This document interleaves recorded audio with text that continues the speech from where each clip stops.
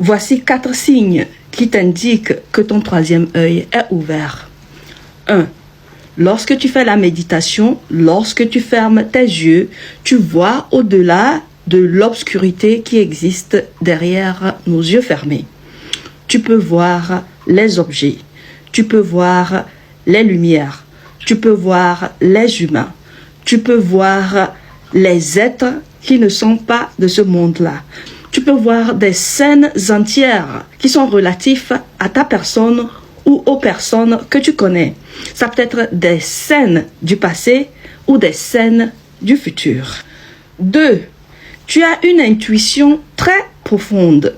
C'est-à-dire que tu connais les choses sans savoir comment tu les connais. C'est un peu comme si tu as le potentiel de rentrer dans un ordinateur imaginaire rempli de données, de connaissances, et tu es en mesure de te servir quand tu le veux, comme tu le veux.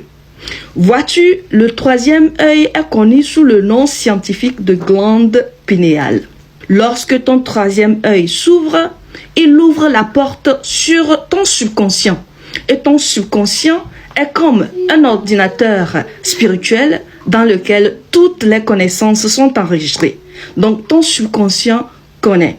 Et donc, l'ouverture de ton troisième œil te donne cette possibilité-là de taper dans ta connaissance spirituelle qui est ton subconscient. Généralement, les gens qui ont une profondeur intuitive sont appelés des gens sages, et ces connaissances que ces gens sont en mesure de puiser directement du monde spirituel est appelée la sagesse. 3. Tu fais des rêves vivides. C'est des rêves dans lesquels tu vois, mais tu vois clairement. Tu peux voir des scènes du passé comme des scènes du futur. Dans ce type de rêve, tu es comme si tu étais dans la réalité. Par exemple, si on te donne un coup dans ce rêve, lorsque tu te réveilles, tu auras mal à l'endroit du corps où on t'a donné le coup.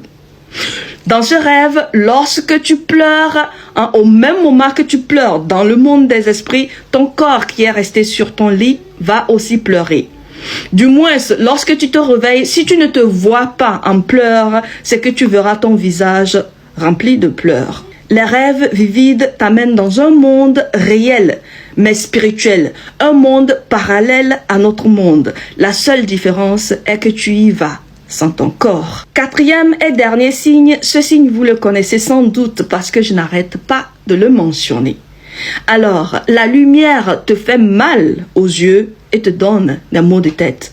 Ça peut être la lumière du jour, ça peut être la lumière de l'électricité, ça peut être la lumière de la télé, ça peut être la lumière de ton téléphone. N'importe quelle lumière, lorsque tu t'exposes pendant une période de temps donnée, tu vas finir avec des maux de tête.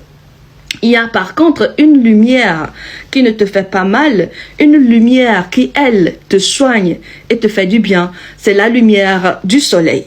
Ce n'est pas n'importe quelle lumière du soleil. Si tu es dans un pays tropical où le soleil est à 40 degrés et tu sors à midi lorsque le soleil est à son pic, tu auras des maux de tête, tu auras des brûlures peut-être sur le corps. La lumière du soleil qui t'est bénéfique, c'est la lumière du soleil levant et du soleil couchant. J'espère que ces 4 signes t'ont guidé et t'ont aidé à reconnaître si ton troisième œil est ouvert ou pas.